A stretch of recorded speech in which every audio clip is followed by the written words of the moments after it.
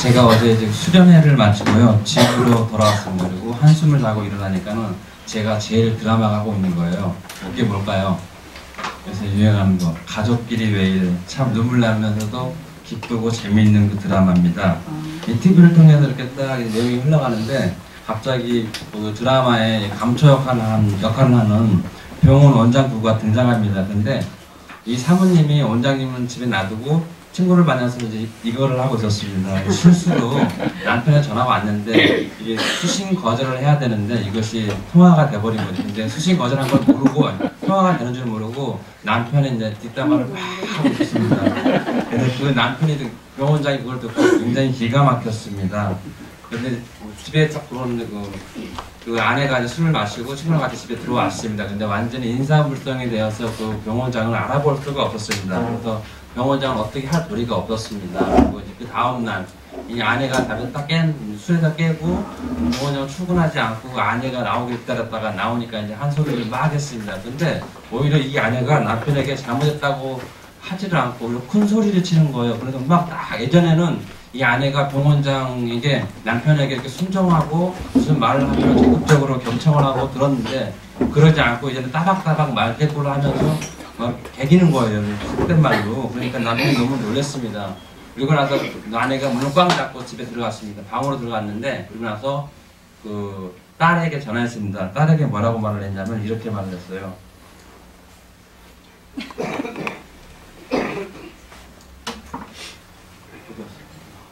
이렇게 말했습니다.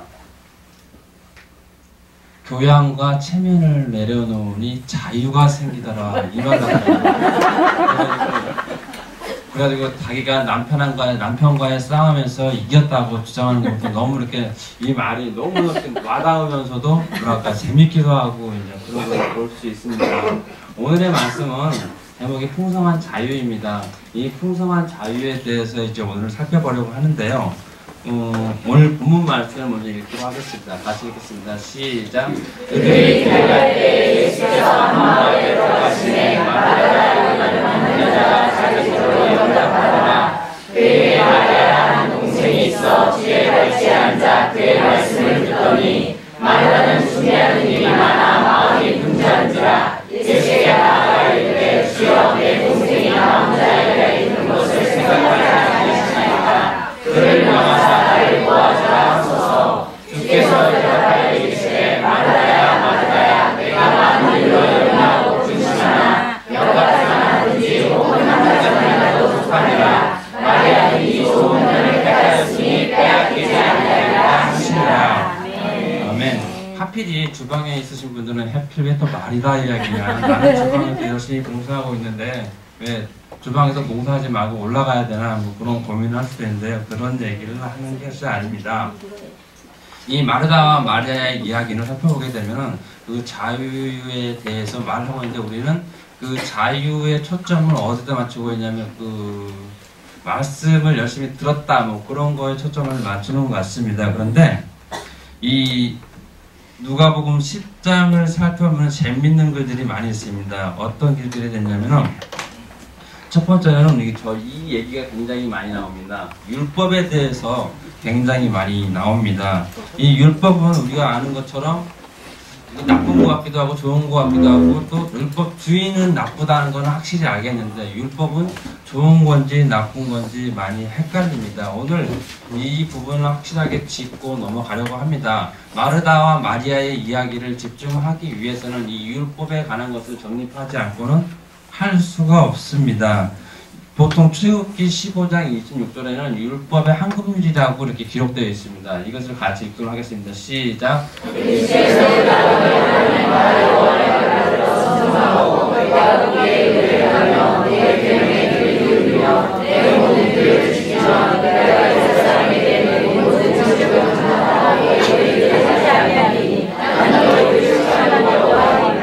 아멘.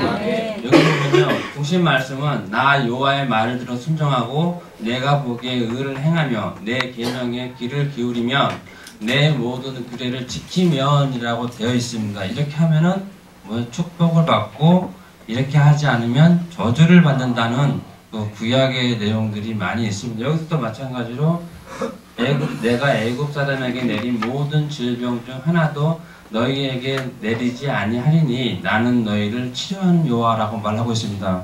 이것은 여러분을 공포로 몰고 가기 위한 수단이 아니라는 것이죠. 신약에서는 어떻게 말하고 있는지 보도록 하겠습니다. 같이 읽겠습니다. 시작. 그리스도께서 이르시되 내 마음을 다하고 목숨을 다하고 뜻을 다하여 주 너희 하나님을 사랑하라 하셨으니 이것이 크고 첫째적인 계명이요 둘째도 이와 같으니 내 이웃을 내 자신같이 사랑하라 하셨으니 이 두 계명이 율법과 선지자의 강령이니라. 아멘. 십계명을 보면 이렇게 되어 있습니다. 첫 번째, 너는 나 외에 다른 신을 두지 마라. 두 번째, 너를 위하여 새긴 우상을 만들지 말고 또 위로 하늘에 있는 것이나 아래로 땅에 있는 것이나 땅 아래 물속에 있는 것들 어떤 형상도 만들지 말고 그것들에게 절하지 말며 그것들을 섬기지 말라라고 되어 있습니다. 세 번째는 너는 내 하나님 여호와의 이름을 망령되이 부르지 말라. 네 번째로는 안식일을 기억하며 거룩하게 지키라 되어 있습니다. 여기까지가 하나님과 관련된 율법입니다. 그리고 다섯 번째부터 열 번째까지는 이웃과 관련된 사람과 관련된 율법이죠. 제5는 내 부모를 공경하라. 제6은 살인하지 말라. 제7은 간음하지 말라. 제8은 도둑질하지 말라. 제9는 내 이웃에 대하여 거짓 증거하지 말라. 제10은 내 이웃의 집을 탐내지 말라라고 되어 있습니다. 구약과 신약의 율법은 이렇게 너무 동떨어지게 보입니다. 구약에서 말하는 율법은 지키면 복을 받고 지키지 않으면 복을 받지 못한다는 율법의 한국률 속에서 우리가 약간 꺼리끼는 감정이 있고, 신약의 율법은 사랑이라는 글자만, 사랑만 등장하기 때문에 이것이 정말 우리가 듣기에도 좋고 그다지 부담스럽지 않기 때문에 이것에 대해서는 굉장히 많이 좀 받아들이는 편입니다. 하나님을 사랑하고 이웃을 내 몸과 같이 사랑하는 이 말씀들의 통칭은 뭐냐면 이런 말이죠. 너의 모든 길에서 주를 인정하라. 그리하면 그가 너를 올바르게 인도하리라 라는 것이죠. 하나님을 사랑하고 이웃을 사랑하는 이 말도 구약의 율법과 마찬가지로 모든 길에서 주를 인정하라 이 소리는 거죠. 그리하면 주님께서 너를 올바르게 인도하신다는 것이죠. 주님께서 올바르게 인도하신다는 것은 성경에 여러 가지로 쓰여 있습니다.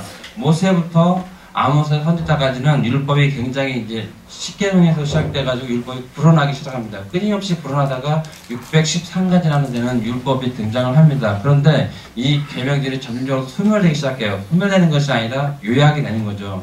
요약이 딱 되다가 아모스 5장 4절에는 이렇게 되어 있습니다. 뭐라고 써 있냐면 나를 찾으라 살리라 이렇게 기록이 되어 있습니다. 아브람, 이삭, 야곱, 그다음에 모세, 여호수아 쭉 사사기를 거쳐서 열왕기를 거쳐서 시편, 그다음에 많은 선지자들이 보여주고 있는 것이 뭐냐면은 나를 찾으면 살리라. 하나님을 사랑하고 이웃을 사랑한다는 것은 하나님을 찾는 방편이기도 합니다. 이렇게 본문 앞에는 25절, 10장 25절은 이렇게 되어 있습니다. 뭐라고 되냐면은 행하라. 28절로도 행하라. 그리하면 살리라. 한번 살펴보겠습니다. 누가복음 10장 25절 다 같이 찾아보겠습니다.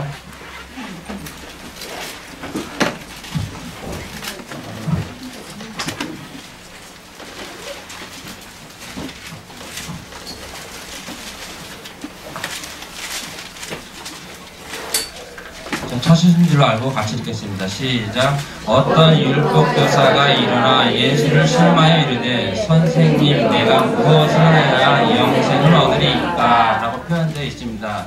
이 영생이라는 표현은 영원한 생명을 하겠지만 주된 포인트는 생명입니다. 그 다음에 28절을 같이 읽도록 하겠습니다. 시작. 예수께서 이르시되 내 대답이 옳도다. 이를 행하라. 그러면 살리라 하시니 어떤 것을 행해야 산다고 표현되어 있습니까? 27절에 답이 되어 있습니다. 제가 읽어드리겠습니다.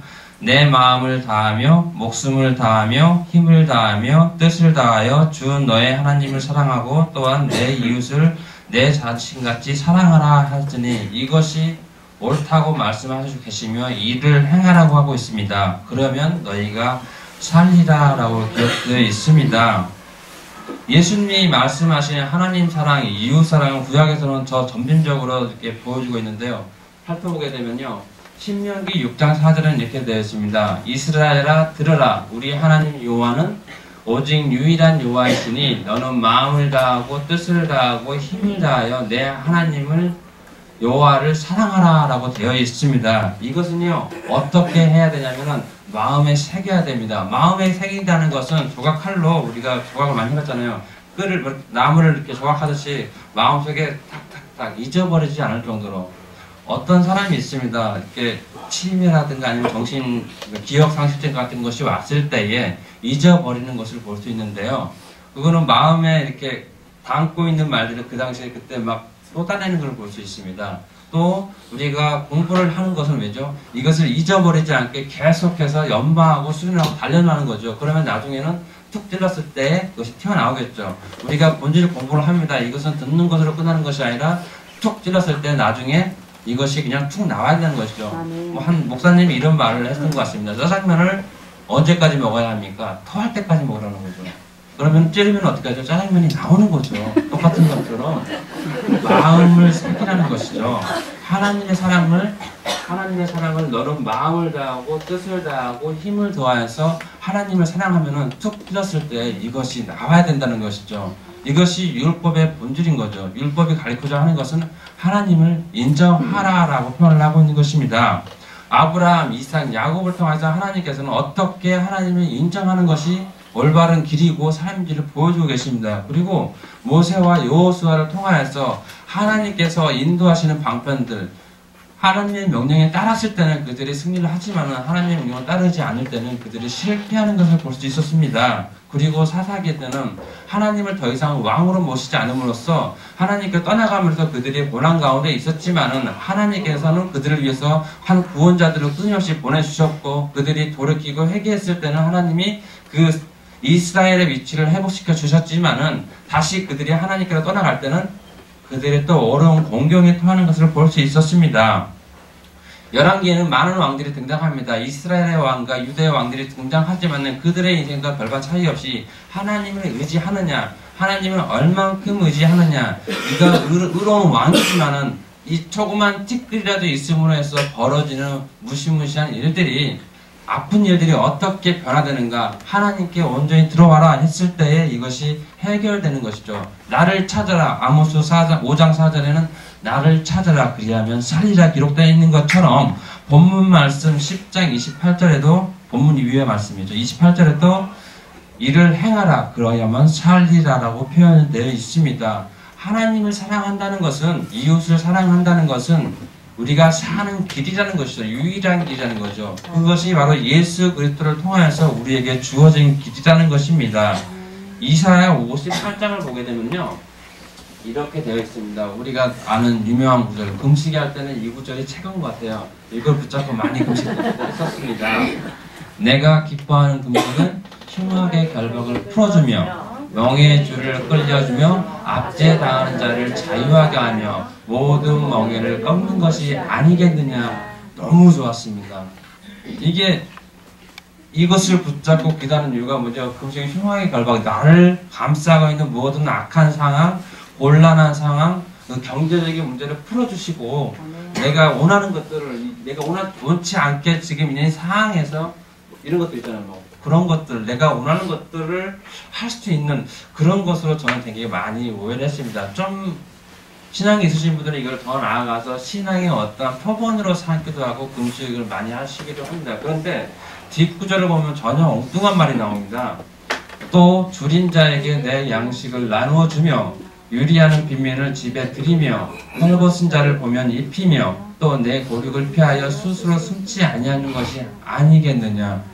뜬금없는 소리가 나오는 것이죠. 금식은 흉악의 결박을 풀어내는데 또 이웃은 왜 나오는지 헷갈리기 시작합니다. 그런데 예수님께서 말씀하시는 하나님을 사랑한다는 것, 내가 기뻐하는 금식, 하나님을 사랑한다는 것은 하나님이 기뻐하는 금식, 아니 그것은 금식 자체가 목적이 아니라 하나님을 기뻐함으로써 이 금식을 즐겁게 받아들일 수 있는 것인데, 이 금식이 지금까지 나를 감싸고 있던 모든 환경과 여건들이 하나님 것으로 채워지지 않았다면은 이제 하나님을 의지함으로써, 하나님이 통치자이고 왕이시기 때문에 그분을 의지하면서 나의 모든 것을 이제 하나님 앞에 내려놓습니다라는 그런 것이죠. 나는 죽었고 이제 주님이 공급해 주시는 그 힘으로 나는 살겠습니다라고 표현을 하고 있는 것이죠. 이게 하나님 사랑에 해당되는 부분이겠죠. 두 번째 보면은 또 줄인 자에게, 이 이웃의 얘기가 나오는 것은 이웃을 사랑하는 것이 얼만큼이나 하나님을 사랑하는 것과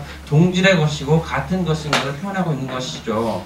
또 줄인 자에게 내 양식을 나누어주며 유리하는 빈민을 집에 들이며 헐벗은 자를 보면 입히며 또 내 고육을 피하여 스스로 숨지 아니하는 것이 아니겠느냐라고 표현을 하고 있습니다.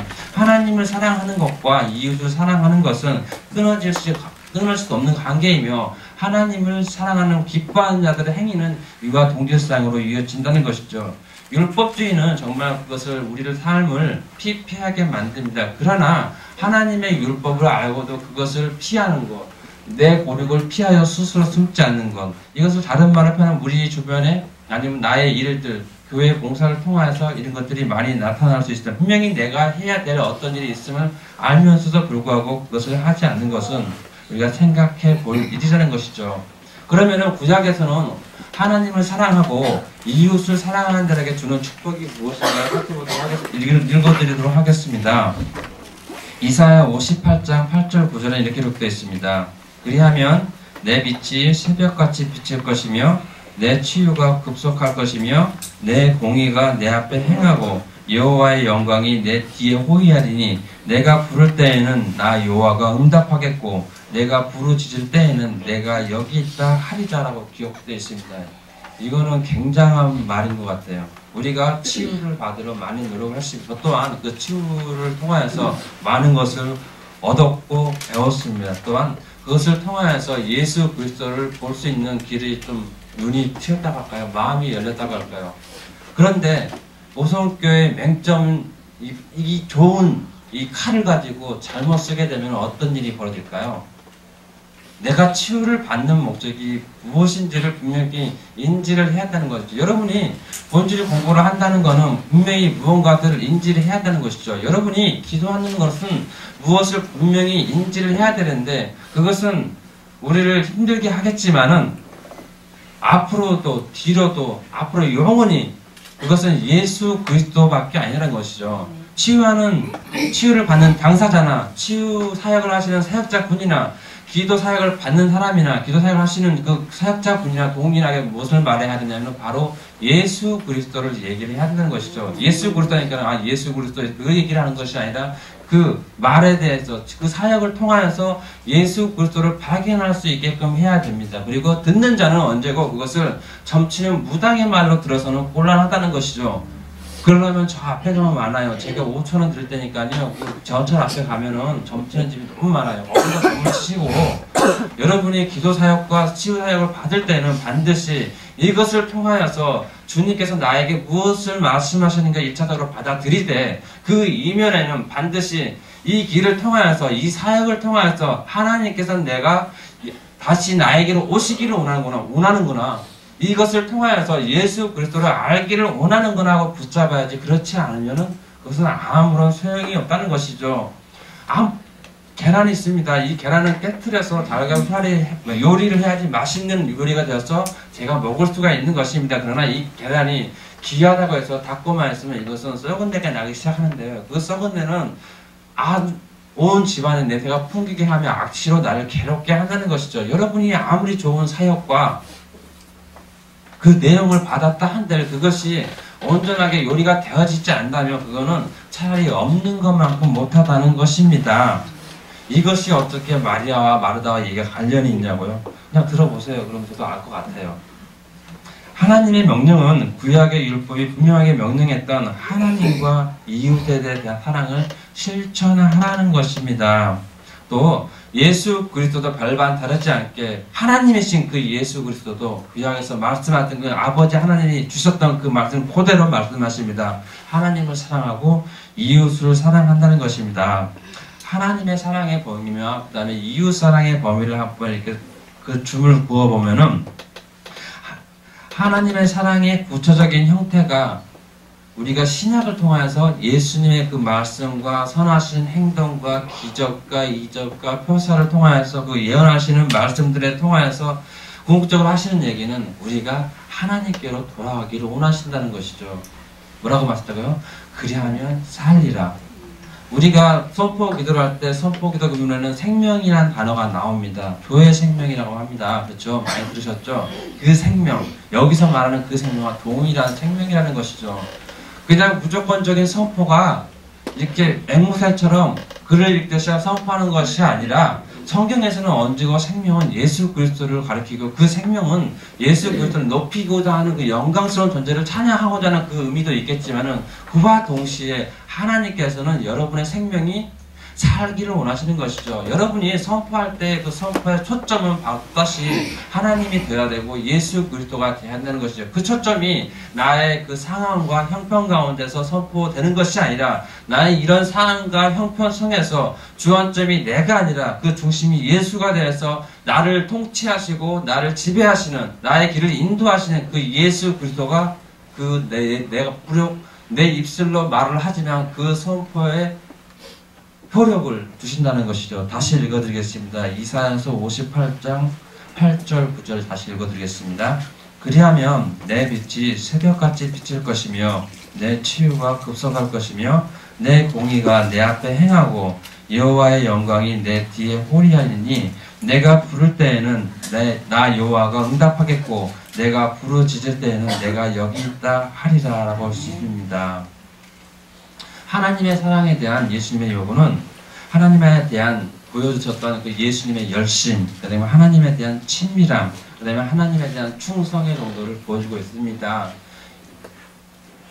교회에서 어떠한 기존 교회라고 표현하기에는 좀 애매한데 여러분과 제가 알기 쉽게 그냥 기존이라고 표현하겠습니다. 기존 교회가 나쁜 게 아니라 그냥 단어적인 의미에서 배워왔던 그런 것들이 이제 뭔 말인지 좀 이해가 가시죠? 제가 표현하기가 좀 애매해서 그럽니다. 그리고 배워왔던 것들이 하나님의 열심, 충성 잘 배워왔습니다. 그런데 이것을 우리가 그 충성과 봉사를 했을 때에 그것이 우리의 마음이 어디 있었냐라는 것을 살펴보는 것이죠. 마르다의 얘기는 이것으로부터 시작한다는 것이죠. 율법이 분명 하나님 사랑과 이웃 사랑이라면 우리가 봉사하는 행위도 이 주방에서 지금 하시고 계시는 그 열심히 수고하시는 분들도 분명히 그 봉사가 그냥 당연히 하나님께서 주신 명령이라고 생각하고 분명히 하시고 계실 것인데 이것이 파생되는 효과가 왜 우리가 마리아처럼 되지 못하고 마르다처럼 되는가는 것이죠.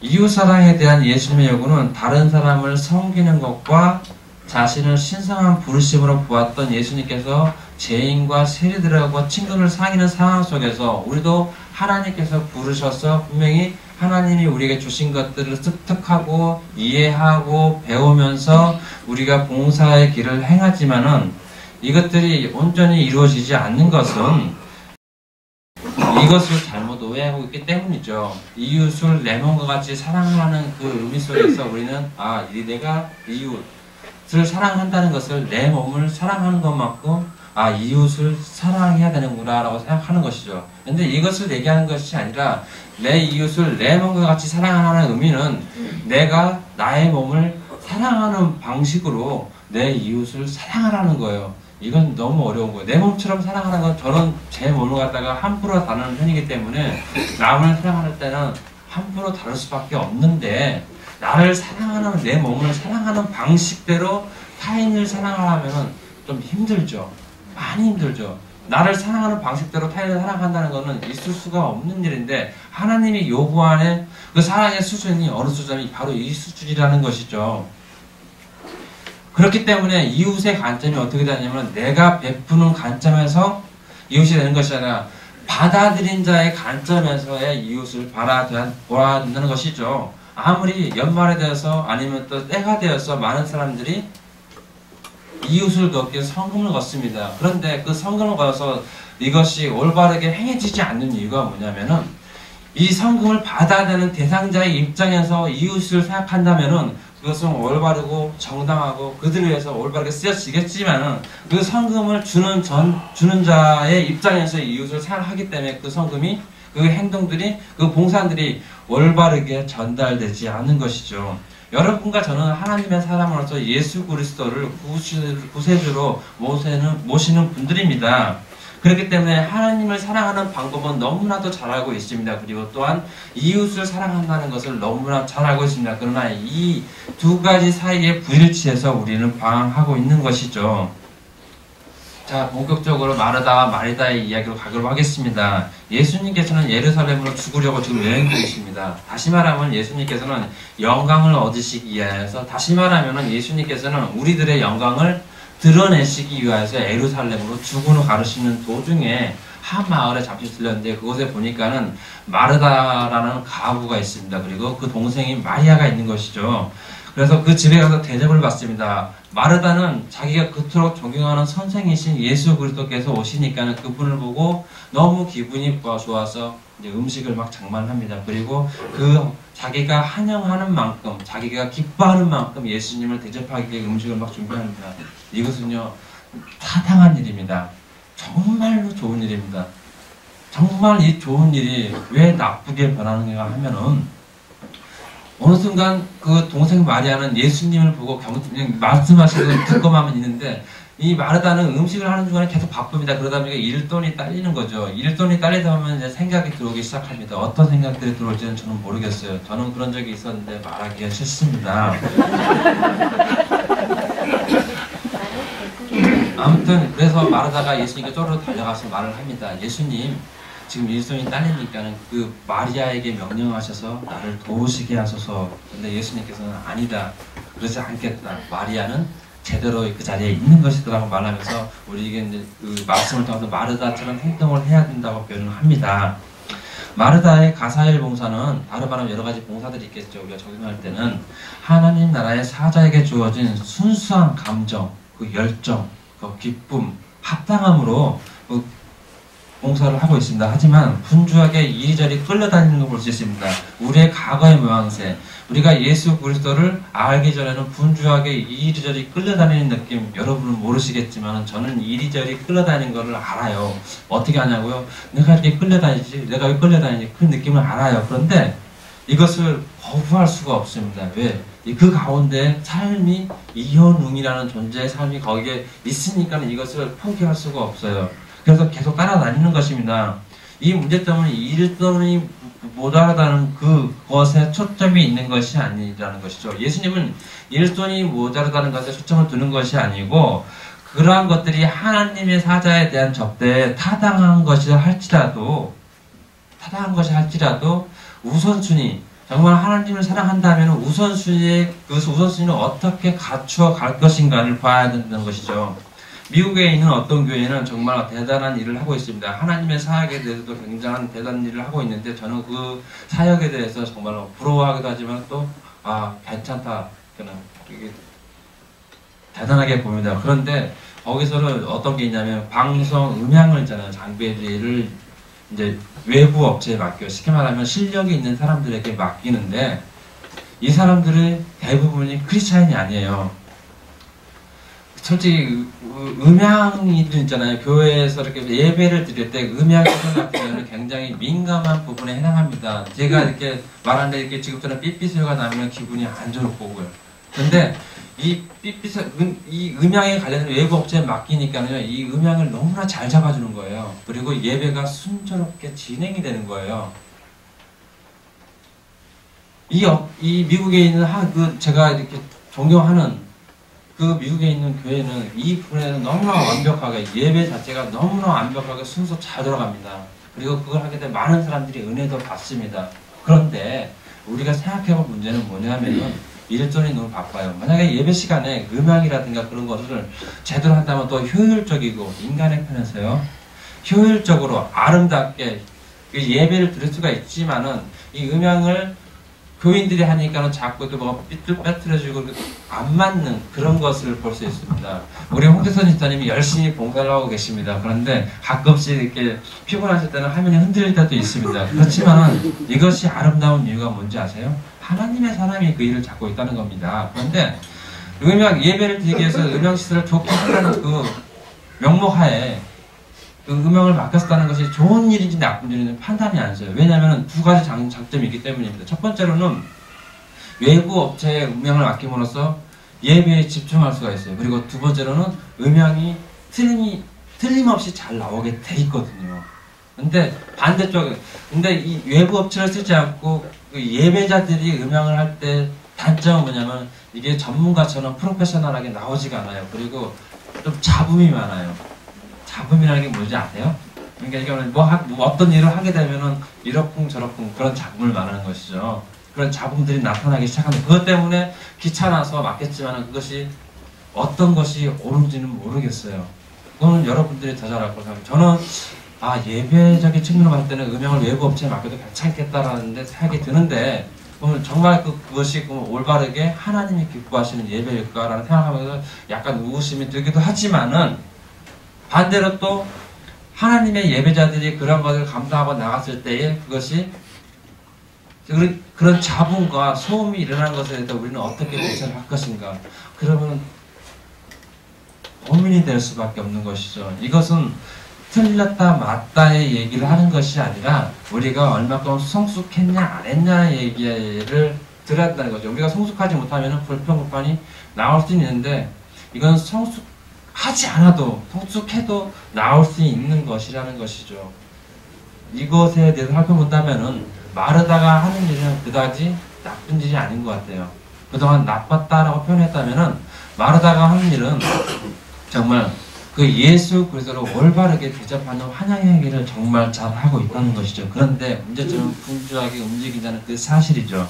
그 분주함의 움직임으로 인해서 뭔가 변화가 있다는 것이죠. 아브라함이 어느 날 하나님의 사자가 길가에 서 있는 것을 보고 깜짝 놀라서 달려가서 경배를 드립니다. 그리고 아브라함이 하나님의 사자에게 말씀을 듣고 이제 본인이 할 수 있는 최선의 것 어떤 것 환영을 하고 경배를 표하기 위해서 정중하게 여쭙니다.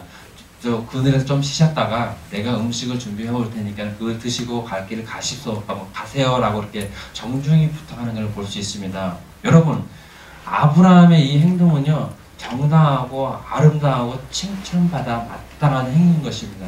아브라함은요 그것에서 흔들리지 않았어요. 마르다도 처음은 그렇게 흔들리지가 않았다는 것이죠. 근데 문제가 어떻게 생겼냐면 문제가 되는 것은 하나님의 사자 예수 그리스도가 지금 오셨는데 그것에 대한 환영으로 나아가는 것은 정당했는데 그것을 통하여서 일이 있으니까 이제는 중심이 흐트러지기 시작하는 것이죠. 중심. 언제고 우리는 배우기를 중심이 그리스도 안에 있어야 되고 그분이 중심이 돼야 되고 그 통치 영역 안에 있어야 된다고 말을 하지만은 그 일이 많아지다 보니까는 그 통치 영역을 벗어나기 시작한다는 것이죠.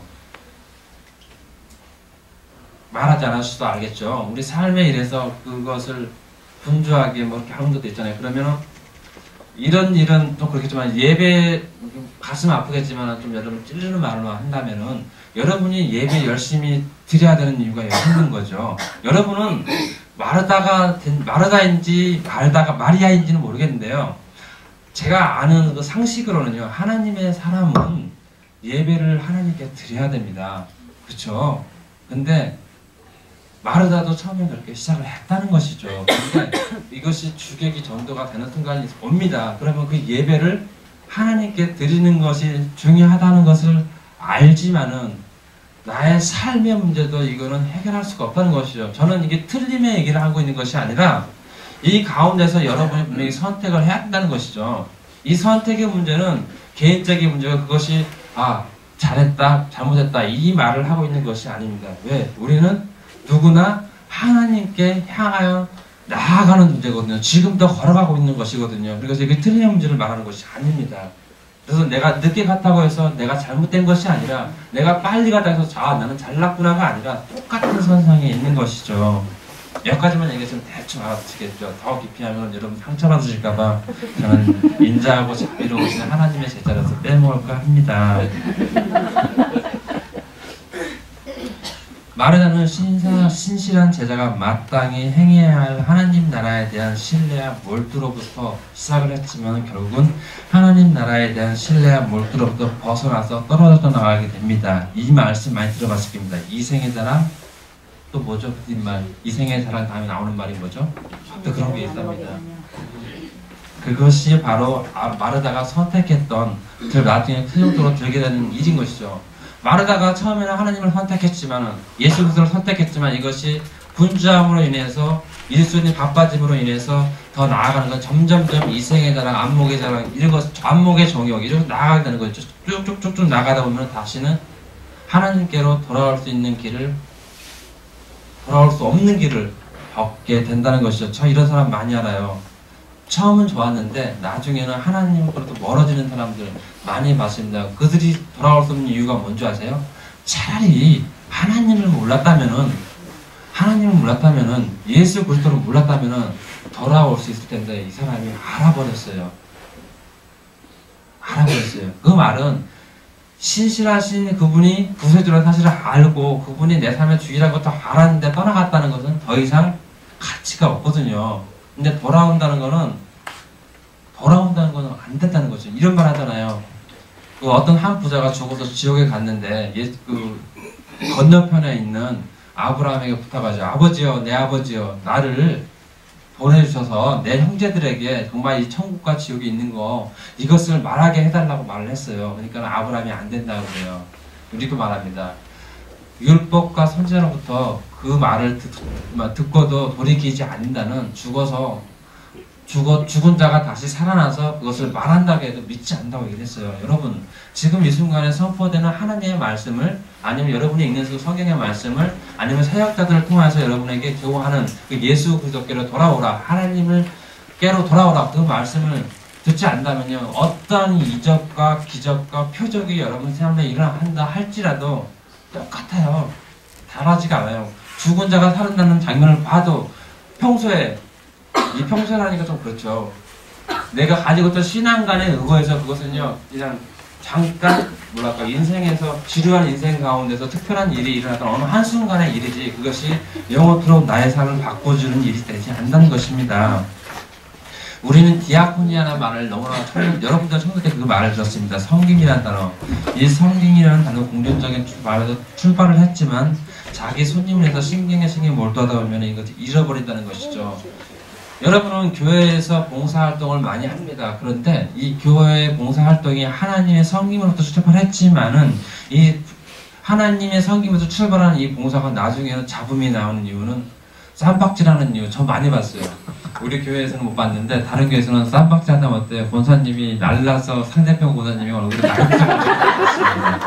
저는 이렇게 등치가 되신 분이 땅에서 발이 떨어져서 날라서 치는 걸 못 봐서 마치 그 봉투 선수처럼 날리는 걸 볼 수 있습니다.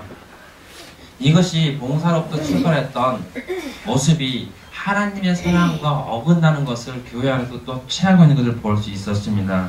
사도행전 1장 1절에서 6절, 12절은 이렇게 말을 합니다. 사도행전에도 이런 일이 있었어요. 가부들의 생계를 돌봐야 되는 사도행전에 있던 많은 집사님과 교회들이 필수적인 섬김, 가부를 예수님께서 말했잖아요. 가부와 고아들을 도와주라고 말을 했잖아요. 그들은 세상 끝날까지 있을 것인데 너희가 세상 끝날까지 해야 할 일 중에 하나라고 분명히 언급하고 있죠. 그런데 이거에 집중하다 보니까요, 그들이 할 수 없는 게 있었습니다. 뭐냐면은 주님의 명령, 너희는 딱 끝까지 따따따따 있습니다. 그것뿐인데 이 하나님의 말씀을 전파하는 것, 전도하는 것을 이것이 방해를 하게 되니까요, 이것을 적고 고아 가부에 구제하는 일에, 선행하는 일에, 잘 들으세요. 여러분이 봉사에 집중하다면 또 사역하시려면 잘 들으세요. 여러분들이 사역에 집중하다 보면은 하나님으로부터 떠나서는 안 된다는 거죠. 사역을 위한 사역을 하신다면 그것만큼 비참한 거 없습니다. 이거는 주님께서 우리를 자유하게 위해서 우리를 부르셨는데 우리는 또다시 멍에를 매는 행위와 별반 다른 게 없다는 것이죠. 이것은 8장 14절에 있는 이생의 염려와 그런 것 같은 맥락에서 또다시 돌아간다는 것이죠. 하나님을 사랑하고 이웃을 사랑한다는 것은 제자된다의 진정한 삶이 무엇인지를 알아야 된다는 것입니다. 하나님께서는 사람의 구원을 위해서 그분을 보내주셨고 우리는 그분을 받아들였습니다. 마루의 그 조그만 선택에서 출발된 것을 결국은 이렇게까지 나아간다고 합니다. 성경에서는 무엇을 먹을까? 무엇을 마실까? 하나님 나라의 현존이 지금 이 땅 가운데 있어요. 완성된 게 아니라 분명히 하나님 나라, 다시 말하면 우리가 알기 쉽게 천국은 지금 이 땅 가운데 실현되고 있습니다. 근데 이것이 100이라는 숫자로 봤을 때 아주 미미한 숫자만큼 실현되고 있어요. 그리고 그 완성은 예수 그리스도께서 이 땅에 오실 때 완성이 됩니다. 그 가운데서 여러분과 저는 분깃을 가지고 있어야 됩니다. 분깃이 뭐죠? 상속할 유산인 거죠. 그렇죠? 상속할 유산. 여러분과 저는 분깃을 가지고 있는데 그 분깃을 끝까지 지키는 방법이 뭐냐? 율법을 지키는 길이에요. 유감스럽지만 그 율법이 뭐죠? 하나님을 사랑하고 이웃을 사랑하는 거예요. 여러분, 율법 주인은 나쁜 건데 여러분은 생각하기를 자꾸 율법 자체도 나쁜 거라고 생각을 해요. 아니에요. 여러분, 예수 그리스도께서는 율법의 마침표가 되셨거든요. 다시 말하면 율법의 완성자예요. 그분이 하신 말씀이 뭐냐면은 하나님을 사랑하고 내 이웃을 내 몸과 같이 사랑하라고 표현되고 있습니다. 근데 더 재밌는 거는 여기 보면은 갑자기 이 10장에는 사마리아인의 비유가 나옵니다. 이 사마리아인의 비유는 바로 마르다와 마리아 이야기 바로 앞에 나옵니다. 이게 참 재밌습니다. 왜 우리가 마리아 이따기였고요. 왜 사마리아인의 비유가 더 중요하냐면은 우리가 종교적인 열정이 가져다드는 게 얼마만큼 폐해가 되는지를 보여주는 것이죠. 묵상을 하고 하나님의 말씀을 들고 묵상을 하고 기도를 하고 이것을 보고한 학처럼 신선처럼 구름을 잇는 그 신비함처럼 나의 영혼을 편안하고 그런 것은 좋은 거예요. 그런데 이것이 행동으로 나타나지 않으면 아무 쓸모 없다는 것이죠. 여러분 자체가 나는 하나님의 말씀을 암송하고 그것을 정말 누구보다도 깊이 깨닫고 있고 나는 세속 싫어. 나는 오로지 하나님의 고귀한 것만 따라갈 거야. 이런 사람들은요 다 절에 가세요 그냥. 왜냐하면은 하나님의 말씀은 그냥 묵상 수준으로 끝나는 것이 아니라 그것이 행동으로 이어야 된다고 말하는 것이죠. 사마리아인의 비유는 마리아와 마르다 이야기 앞서서 그런 걸 얘기를 하고 있습니다. 이것이 행동으로 나타나야 된다. 그럴 때에 이웃이 누군가를 알 수 있는 것이죠. 근데 이 이웃, 너무나 우리를 힘들게 하는 이웃. 근데 이것에 대해서 우리는 동질하게 하나님과 말씀과 이런 것들이 이루어진다는 것이죠. 그리고 마르다와 마리아 이야기 뒤편에 가면은 무슨 얘기가 있냐면 기도에 관한 얘기가 나옵니다. 조금만 더 쓸게요. 죄송합니다. 기도가 나오는데 주기도문이 나오고요. 그 다음에 강청하는 기도 얘기가 나오고요. 그 다음에 천주다 구하라 두드리라 이 세 가지 기도에 대해서 나옵니다. 왜 그럴까요? 우리는 주기도문은 이런 거죠. 우리 이 얘기 들어가죠. 빵집, 떡집 얘기 들어가죠. 베들레헴의 말은 뭐죠? 빵집인가요? 떡집인가요? 우리말로 하면은. 근데 십계명을 요약하면 이런 겁니다. 아버지가 주신다 빵을. 십계명이 아니고 주기도문이요. 아버지가 주신다 빵을. 이게 유명해요. 아버지가 빵을 준다는 거예요. 그러니까 아버지를 먼저 인정하고 그의 거룩하심을 인정하고 아버지께 구하라는 거예요. 아버지를 아버지라 부르지 않는 사람에게는 용돈을 주지 않는 것을 저는 많이 경험을 했습니다. 아버지한테 또는 어머니한테 그분을 인정하고 정중하게 용돈을 달라고 할 때 참 많이 줬어요. 그런데 그 부모됨을 제가 업신여기면서 할 때는 제가 원하는 것을 받지 못하는 것을 많이 받았습니다. 다시 한번 말하지만 주기도문의 유학은 아버지를 인정하고 그분께 빵을 구하라는 거예요. 그리고 또 강청하는 기도. 한밤중에 친구 집에 가서 또 강청하라는 강청했을 때에 그 친구가 그 강청함으로 인하여서 들어준다. 친구됨으로 인하여서는 그래도 들어주지 않지만은 강청함으로 인하여서 들어준다는 것이죠. 그런데 문제가 있어요. 우리가 친구가 친구의 집을 찾아갈 때는 시간이 정해져 있어요. 아침에 가든지 낮에 가든지 그냥 밤중에 가면 돼요. 근데 이 부분에서 뭐라고 나왔냐면 한밤중이에요. 한밤중은 어떤 시간이죠? 살금 걷는 시간이에요. 한밤중은 어떤 시간이냐면 바로 도둑님들이 활동하는 시간이에요. 그 시간에 가서 친구에게 구하는 거예요. 이 도둑의 시간에.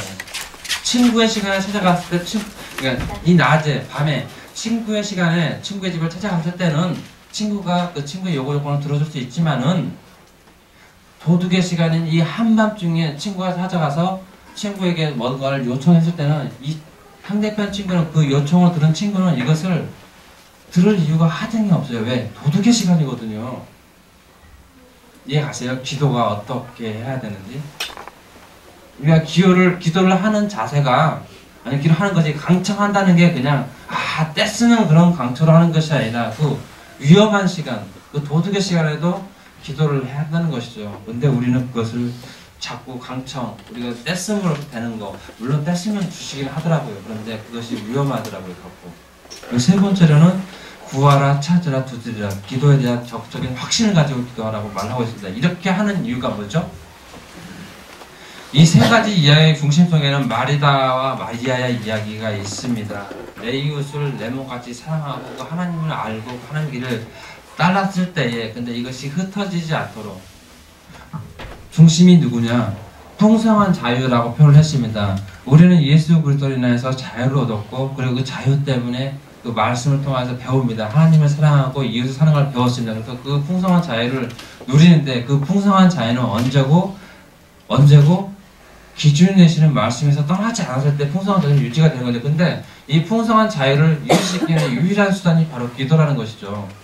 여러분이 이웃을 사랑하고 하나님을 사랑해도 이것을 풍성한 자유 가운데 하지 않으면, 또 기도로서 이것을 윤활유를 치수지 않으면 이게 잘 돌아가지 않는 것이죠. 여러분은 이제 마리아와 마르다의 이야기를 통해서 제가 그 설명에서는 제가 말하고자 하는 부분에만 좀 말하고, 다음에 기회가 되면 그 부분 좀 하겠지만은, 지금은 그걸 얘기했던 게 아니라 성경에서 말하는 소설적인 흐름 속에서 이렇게 말을 하고 있다는 것을 보여주고자 얘기를 하는 것이죠.